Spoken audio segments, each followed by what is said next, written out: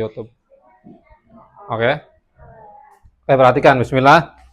Alhamdulillah wassalatu wassalamu ala Rasulillah wa ala alihi washabihi wa mawala amma ba'd. Sholihin sholihat, banin banat.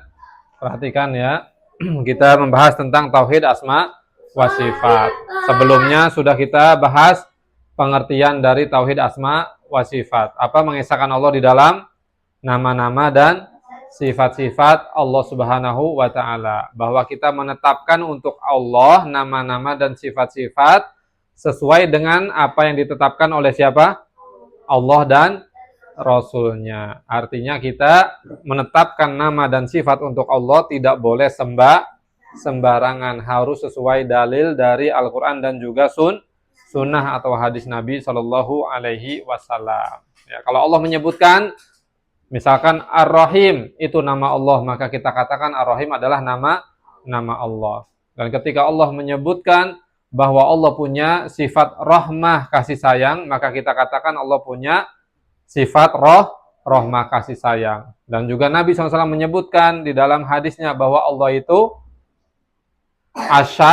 Asy-Syafi, yang maha menyembuhkan. Maka kita katakan Allah memiliki nama Asy-Syafi. Dan juga terkandung di dalamnya sifat menyembuhkan, yang maha menyembuhkan. Nah, kemudian di sana ya ada 4 poin penting di dalam masalah tauhid asma wa sifat. Jadi nama-nama dan sifat-sifat Allah tidak boleh apa yang pertama? Ditaktil. Apa taktil? Taktil itu menolak sebagian atau keseluruhan nama-nama dan sifat-sifat Allah Subhanahu wa ta'ala. Jadi taktil itu menolak sebagian atau keseluruhan nama-nama dan sifat-sifat Allah. Ini tidak boleh. Kemudian yang kedua apa? Tahrif. Kalau tahrif apa? Merubah atau membelotkan maknanya dari makna yang benar. Kemudian tamsil. Apa tamsil? Menyerupakan Allah dengan sesuatu dari makhluk-makhluknya. Ini tidak boleh. Ya. Kemudian yang keempat, takyif. Takyif apa takyif? Ya.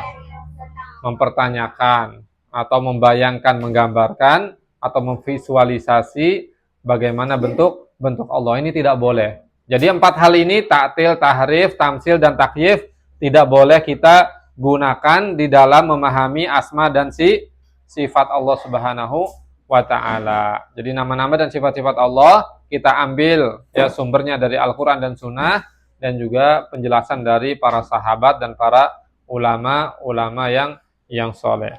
Ya. Nah, di sana kemudian ada contoh-contohnya juga. Di antara contoh nama dan sifat Allah, di sana ada apa? Ya, Al-Malik.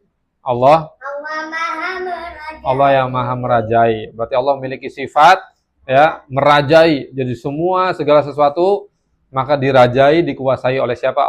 Allah Subhanahu wa ta'ala. Dan juga nama-nama dan sifat-sifat yang lainnya. Nah, kemudian kita masuk ke pembahasan berikutnya, yaitu kaidah penting di dalam asma wa sifat. Nah, perhatikan. Ini kaidah penting asma wa sifat. Yang pertama apa? Semua nama Allah itu husna. Apa husna? Sempurna dan indah. Masya Allah. Jadi semua nama yang dimiliki oleh Allah dan semua ya nama apa saja itu, kalau itu adalah milik Allah, maka itu adalah nama yang sempurna dan juga indah. Masya Allah. Ketika kita mendengar, siapa yang hafal nama-nama Allah yang 99? Sebetulnya nama Allah itu banyak, ya. Tidak hanya 99, tetapi yang banyak diketahui adalah 99. Nah, sering ada biasanya di Al-Qur'an di halaman pertama atau terakhir. Ya. Wallahu la ilaha illahu warrahmanur rahim. Al-Malik Qudusus Salamul Mu'minun dan seterusnya. Ya.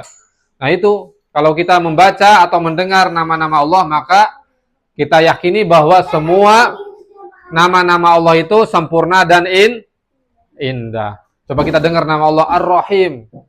Masya Allah. Maha penyayang. Dan kasih sayang Allah itu sangat indah dan juga sempurna. Contoh yang lainnya, Allah itu Al-Hayyu, yang maha hidup. Nah, kehidupan yang dimiliki oleh Allah tidak seperti kehidupan yang dimiliki oleh kita sebagai makhluk. Kalau kita hidupnya sebelumnya ada atau tidak kita ini? Kita hidup dari sebelumnya tidak ada. Nah, nanti kita akan berakhir kehidupannya menjadi tidak ada. Kalau Allah sebelumnya tidak ada ketiadaan bagi Allah. Jadi Allah itu selalu ada dan akan terus ada abadi. Tidak ada akhirnya hidupnya. Makanya yang maha hidup. Kehidupannya itu kekal abadi. Tidak ada permulaannya dan tidak ada akhirnya. Kalau kita manusia, sebelumnya tidak ada, kemudian ada menjadi hidup. Dan hidup kita terbatas, kemudian akan berakhir dengan kematian. Kalau Allah tidak seperti itu. Allah maha hidup. Kemudian yang kedua apa? Contoh yang lainnya. Allah Al-Alim. Apa arti Al-Alim? Yang maha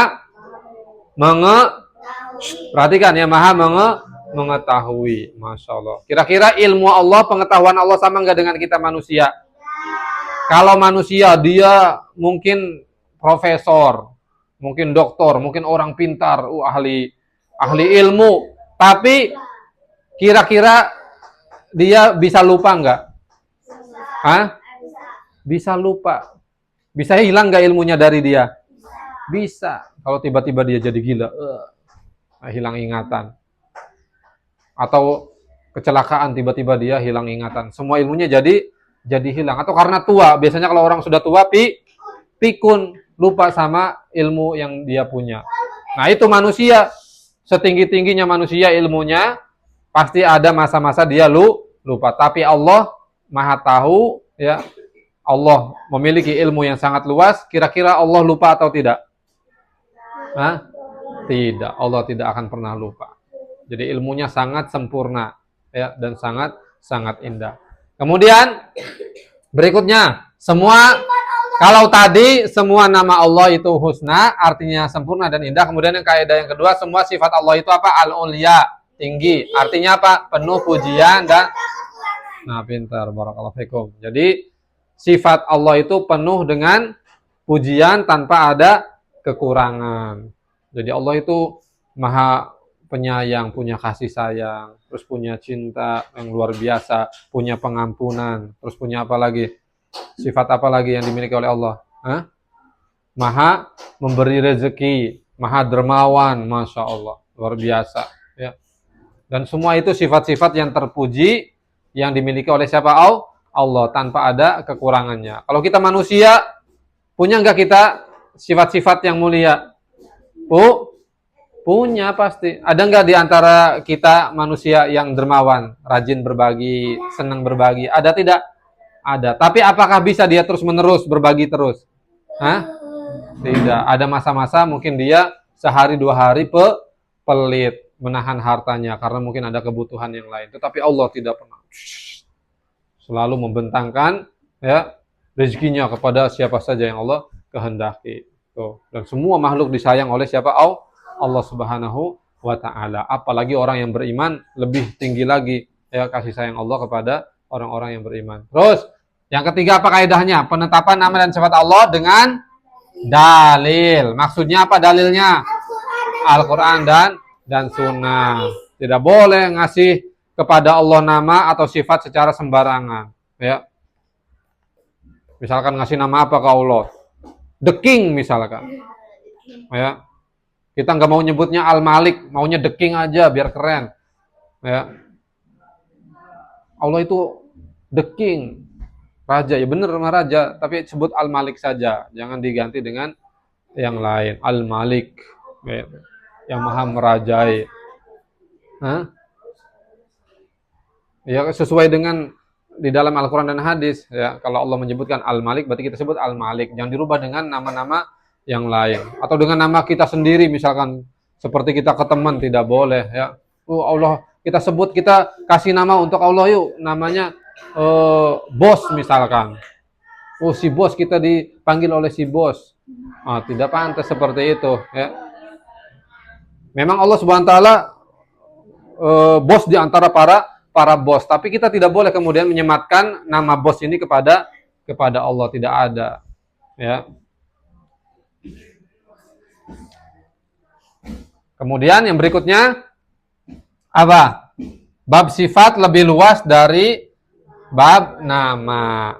Jadi kalau nama-nama Allah sudah terkandung di dalamnya apa? Sifat-sifat Allah, dan sifat Allah itu berkaitan dengan perbuatan Allah. Tetapi kalau ya tidak setiap sifat Allah itu merupakan nama Allah. Ya, bisa dipahami tidak? Ya.